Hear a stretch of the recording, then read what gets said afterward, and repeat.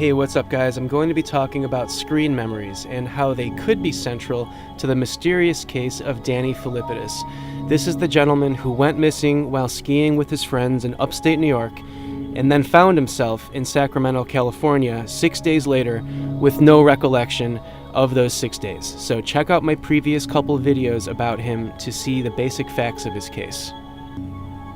Now, in case anyone is unfamiliar with the term or the concept, screen memories are a big element in the field of ufology, with abductees frequently believed to have retained distorted memories of their time spent abducted. Several books have been written about screen memories in relation to abduction cases, and a couple of those books are on screen right now. There have also been movies made about the topic, including one that came out a few years ago called The Fourth Kind, which was based on the idea of gray aliens hiding behind false memories of owls. So the idea is that the abductees would remember owls instead of remembering the actual gray aliens that they encountered. So it's a strange concept, but it is a very common belief in the field of ufology. And a lot of abductees are convinced that they have false screen memories over their real experiences of abduction.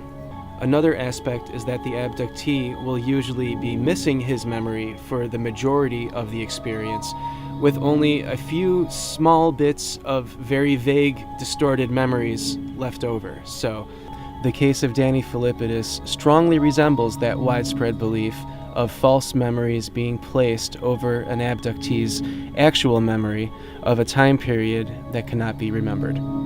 One question we might have about the concept of screen memories and abduction is why?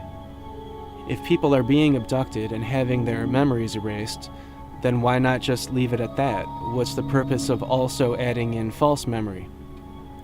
And I believe that the answer is that the screen memories are intended to help the person cope a little bit better than he or she would with absolutely no memory of that time period.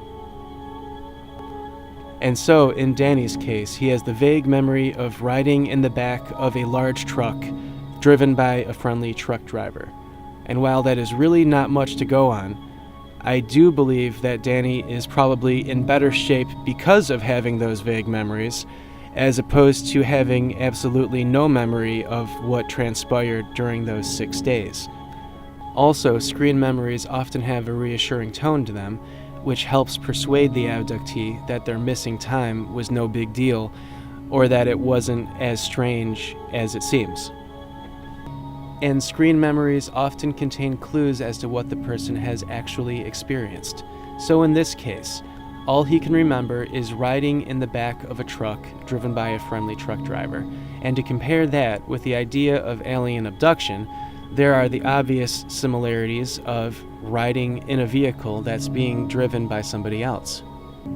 Not to mention the obvious shared characteristics of a vehicle with a metallic exterior and lights shining from it. And it's especially similar if we imagine that the craft was flying over roadways. Also, there are the similarities of entering into the metallic vehicle and then spending his time within that metallic vehicle. And so everything resembles a textbook example of abduction, missing time, and screen memories. And that's especially because of the absurdity of his given story and memory. Just look at the inside of this truck here. Nobody would want to spend any time inside of there at all, let alone 6 days.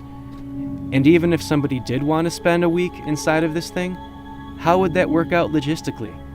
For example, how would he use the bathroom when he couldn't tell the driver of his need? How did he eat and drink inside of that container for 6 days? Did he just have a cooler with food and water inside of it? And how did he sleep on the floor inside of that thing when I imagine every turn would wake a person up, if not making the person roll across the floor or something? So nothing adds up, nothing makes sense. Let me know what you guys think about this very mysterious case.